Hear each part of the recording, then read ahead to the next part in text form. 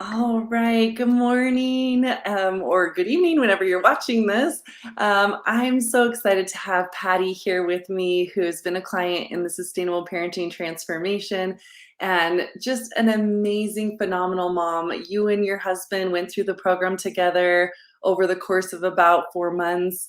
And it was just amazing to see what shifted with your 3-year-old. So I would love to have you tell us your story. Yeah, well, thanks for having me this morning, Flora. I can't say it enough good things.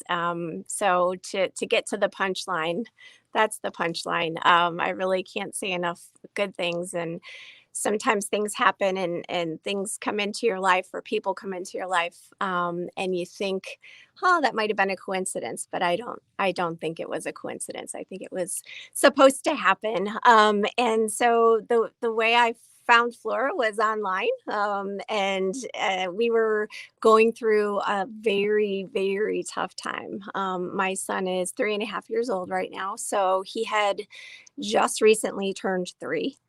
And, you hear the stories about terrible twos, and then people say, oh, wait till they're 3, it'll get better. And then other people say, oh no, 3 is worse than 2. But this was a whole nother category. And I'd been around children before. I raised 2 stepchildren from my husband's first marriage, and they're now 22 and 23. I had Luke at age 48, and he was our miracle. So Yeah, didn't you everything. say it had taken like 20 years of trying? Yes, yes. So he was my 5th attempt at having a baby, with Chris, and it was hard, for any of you that have gone through those struggles. That's another whole category. But bottom line is, he was our miracle, and we worked really hard to get him here, and we love him so much. But the as much of a miracle as he was, we just found ourselves really struggling. We had been home for a year, both trying to work from home with the pandemic. Luke was home with us for 4 months of that time. He goes to daycare. And so he had already gone back to daycare. He was there probably, a good 6 months or more. And we just started noticing an uptick in the behaviors that were troubling. So things we struggled with were, I'll start with the evenings, the nighttime. It was hard to get him to bed. It was hard to keep him in bed. There were 75 reasons he was getting out of bed. He was trying everything possible to come into our room during the night. I remember telling Flora at one point, I think he had woken us up like 19 times in a night. It was just impossible to sleep. Impossible to have your right mind about you when you're supposed to be working the next day and being a good parent at the same time. So that was one of the things that was happening, is just the night interruptions. He was screaming at us, and 2-year-olds and 3-year-olds scream, right? But it was very, very, very loud screaming, and just you could see the rage inside of him, and just trying to get information out at us. He actually was hitting. We went through a pretty bad phase of hitting, kicking, pushing, and that was happening at his daycare as well as at home with us. It was troubling because he's a larger 3-year-old. He has a lot of, I guess, he's in the 95th percentile for his age group. And he really, it hurt when he was hitting or kicking or, fighting us. It hurt. And so a lot of the struggles we were going through were just really, really difficult. And I think beyond what Chris and I anticipated. He raised 2 children before. I helped him. And I've been around nieces and nephews. I'm the youngest of 7, so I was the babysitter. But I really had not encountered what we were encountering with Luke. It was really, really a struggle. And we got to a point where we just didn't know what to do. We tried different things. Of course, timeout. Everybody who doesn't try timeout, the traditional timeout, and it just made him mad.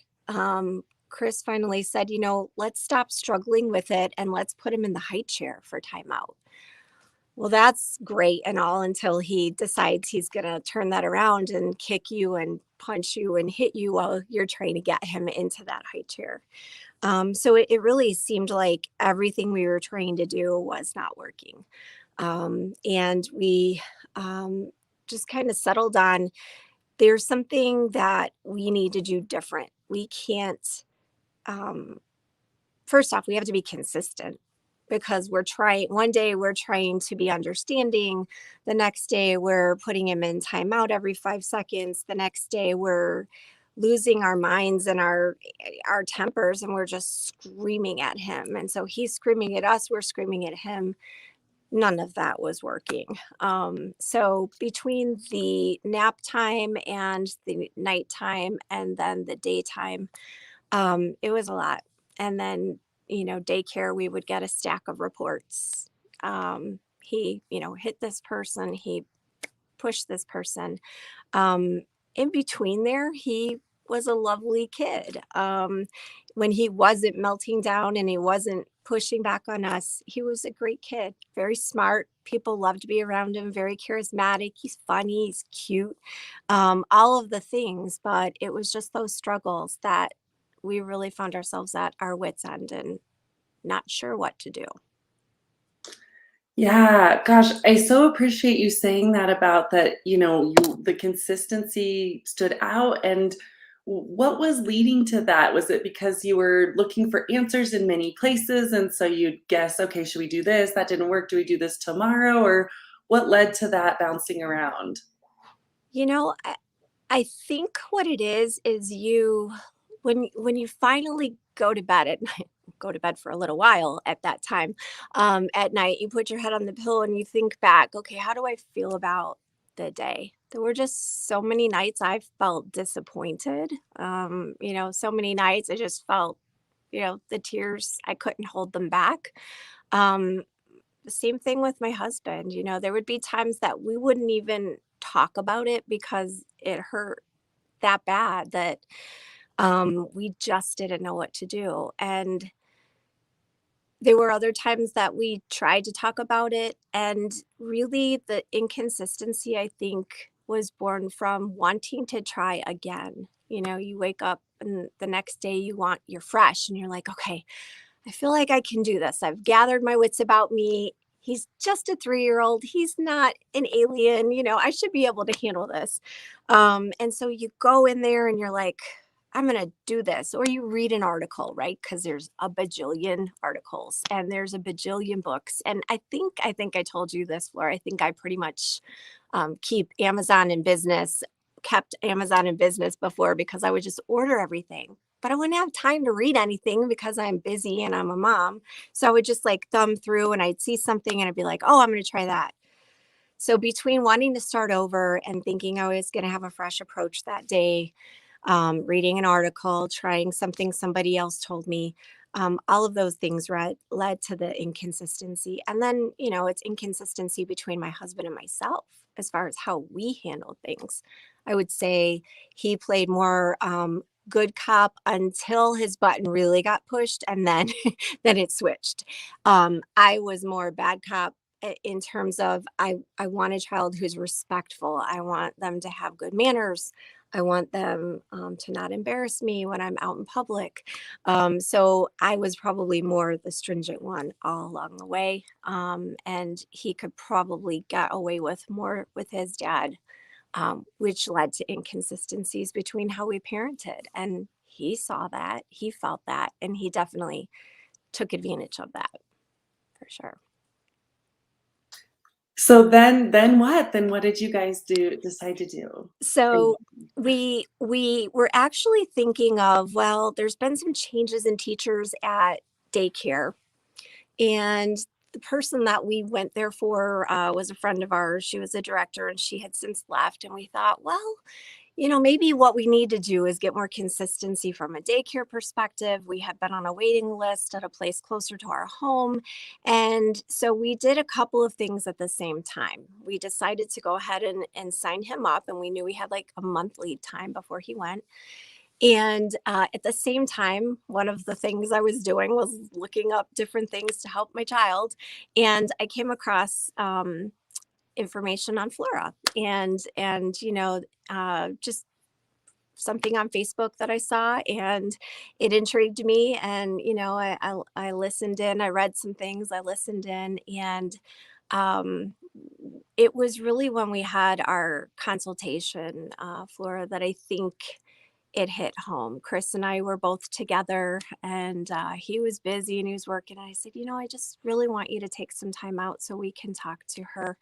It sounds like she has some really good experience, some really good background, and it can't hurt, right? It's a half an hour of our time, so let's do that. So I think I really felt the connection that first time that we just sat down and we did a FaceTime or Zoom or whatever we did, um, and it was, you know, I think refreshing just to be able to talk to somebody that has the background you have, about the experiences we were having. And so even I remember talking to Chris after we were done, with our session with you, and you know, just saying this feels right. Like it feels like we'll have tools, because what I kept hearing from people, whether it be my pediatrician or my own counselor that I've gone to for years, friends, teachers, it was what not to do. There was a lot of what not to do. But I remember leaving my pediatrician's office at one point, and I just cried to my best friend and I said, you know what? I'm so full of the things not to do, but I don't know what to do. I don't know what to do. And so I think that was, we had enough, of not understanding, and we wanted tools for our toolbox. And I feel Yes. like that first session with you, we asked a lot of questions and you gave a lot of answers, and it felt like you were zoning in on what it is we were experiencing. It wasn't, okay, this is what's going to work for everybody, but it's, you were zoning in on what was going to happen with us, and what we could get out of the program, tools, and how to use them. And so that's when we decided to try something new, and signed up with you. Oh, I can't hear you. Sorry, I'm muted. Up there you I go. saw people connecting to that and sending likes that like, yes, it's so you hear, "Don't do this, don't do this," and then Mhm. that just builds anxiety and, like a good friend of mine recently who's struggling with her child said, "I just want someone to tell me what to do. Tell me what to do, and I will do it." And I remember you saying that. I mean, you're a successful, businesswoman, you're a driven, really smart, intelligent person. And you're like, I will do it. I'm driven. I can, but Yes. I just need someone to tell me, do this. And I, Yes. and have the support and encouragement then when it's tough to keep at it and not give up and switch to a new tactic. I remember we talked about that once. It was like, stay the course. This is it. You gotta stay here. Yep. So you've been amazing, and your hearts, you and Chris, are so big. You have worked so hard. What came from being in the program then?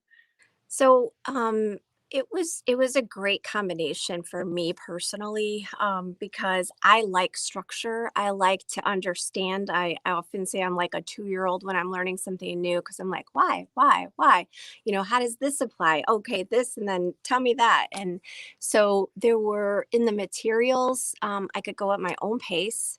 Nobody was saying you have to do this on this night, and but the materials were there. I remember going through them so fast and wanting to just like absorb everything. And then I did slow down and go back and like revisit things. And then, of course, I wanted Chris to do the same thing. And we were able to read through things at different paces. And there were times that I would help bring him up to speed on something, or I might send him one of the PDFs, or just talk about one of the recordings that I listened to. Or um, it was a nice combination because of the things that were online that I could read at my own pace. I felt like they were real tools and I could always go back to them when I needed them.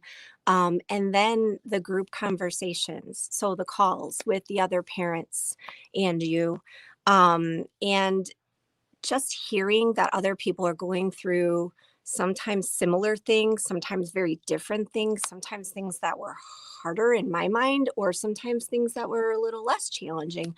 But what was cool is it felt like I wasn't alone, and I felt like it was a safe place to share. I didn't have anybody judging me. There was absolutely never a time I felt judged.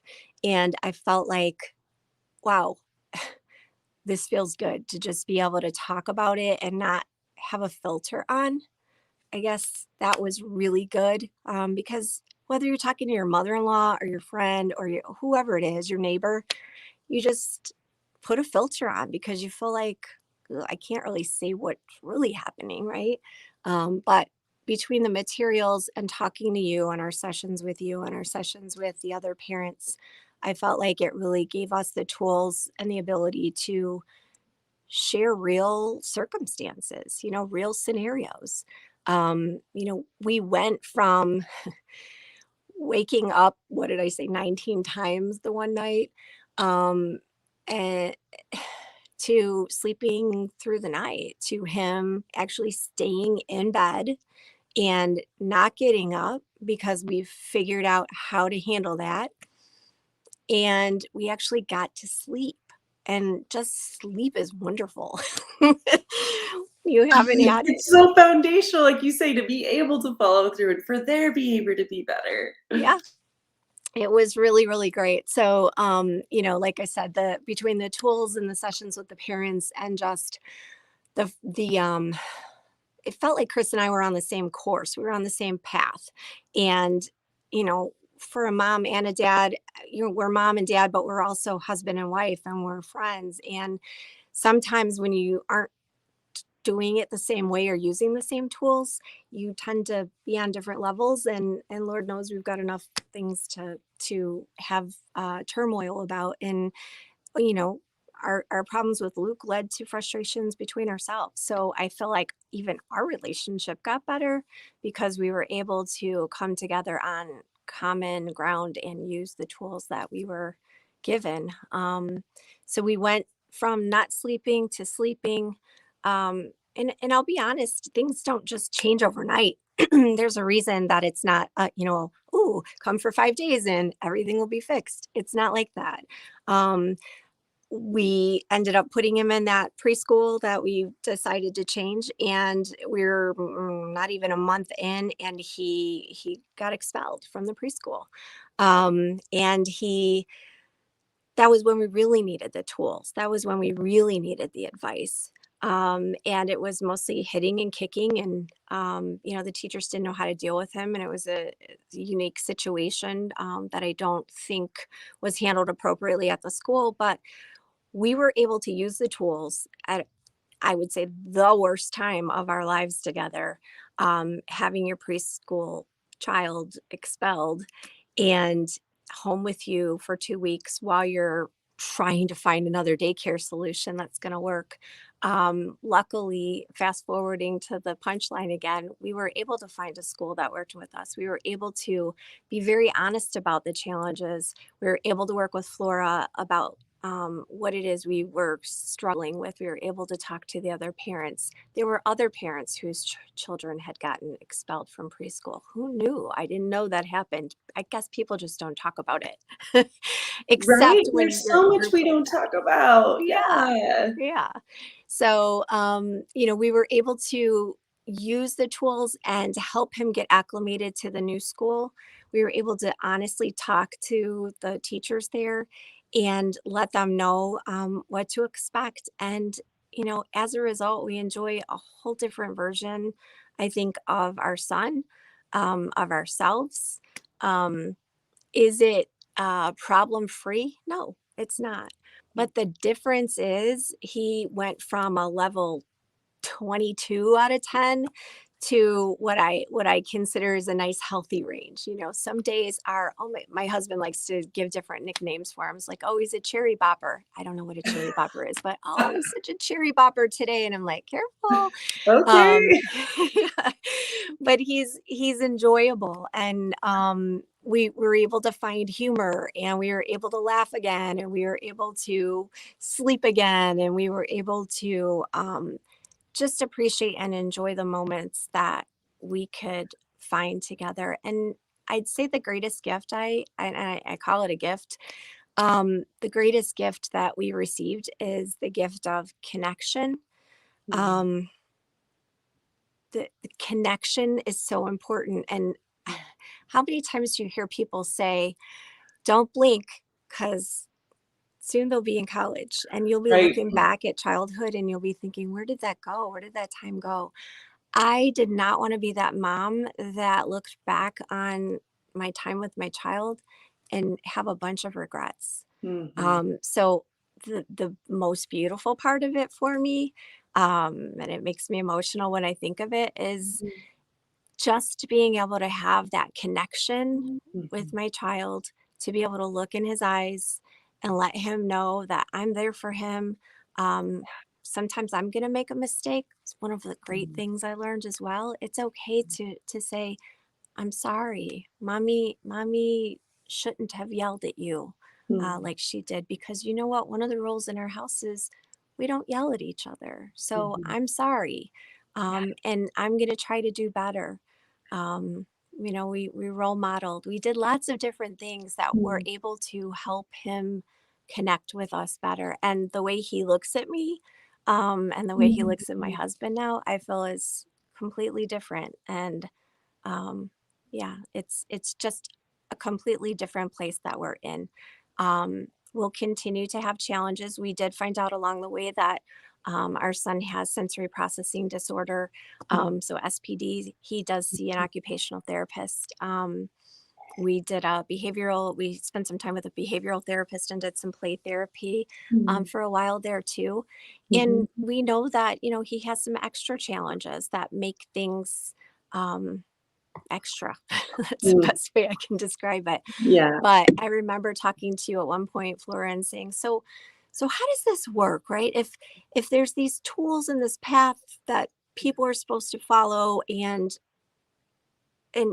you do all those things, but what happens when a child has other challenges? If it's a medical condition, or it's sensory processing disorder, or it's ADHD, or whatever the labels are. Mhm. And you said it, and my pediatrician said it. It's less about what the label is or what the diagnosis is. Mhm. It's how can you best set them up for success? How can you best set yourself up for success? Mhm. And whether my child has sensory processing disorder or not, the tools help no matter what it is that we're going through. And I honestly don't know how we would have gotten through that time period without them. So I'm Mm. grateful to have some peace in our lives. I'm grateful to have more laughter in our lives. And I'm grateful just to have had the recognition this early on in my child's life that I can do it differently. There's another path, um, and it feels a lot better. Mm. So well said. Gosh, it like tears. Yeah. It's it's amazing, Patty. I'm so proud of you, and it's so beautiful, that connection, and it did take some back and forth. It doesn't happen overnight. I remember in our conversation when you said, "Well, I'm not sure what direction to go. We may need to take him to the behavior therapist. We may need to take him occupational." Mhm. And so where does this fit in? Why did it make a difference to have some time for you? I remember us talking about, well, who of any of those providers is going to support you and equip Mhm. you for all of those hours you're at home with him? I'm so glad you said that, because that's very, very true. Of all of the things, I mean, I use on my computer, I use OneNote. So I have all these pages of OneNote on the different therapists I talk to and the different associations and different whatevers. We had him evaluated through the school district. But no matter what those things were, those were all focused on Luke. And that's great, right? Because he's the one that's having the challenges. But this was the thing that was focused on us and on me and on my husband. And we could both feel like at the end of a rough day, um, it was almost like, how I'm a coffee drinker, so you look forward to that first cup of coffee in the morning. I'm also a sweet person, so I look forward to my cookies. So have to have something. But I would look forward to the conversations that I knew I could. Honestly, some nights I didn't want to talk a lot. I just wanted to listen. I wanted to hear other people's challenges and struggles and how they were working through them and the advice that we would give each other, ideas. I love that you help incorporate that. What are some things that you all think having heard that? And it would prompt, sometimes I'd say, okay, I'm not going to talk a lot today. I'm so tucked out. I'm just going to listen. And then I would listen. And then I'm, the empathy would kind of pour through me. I'd be like, oh, I want to talk. I want to engage. I want to, help.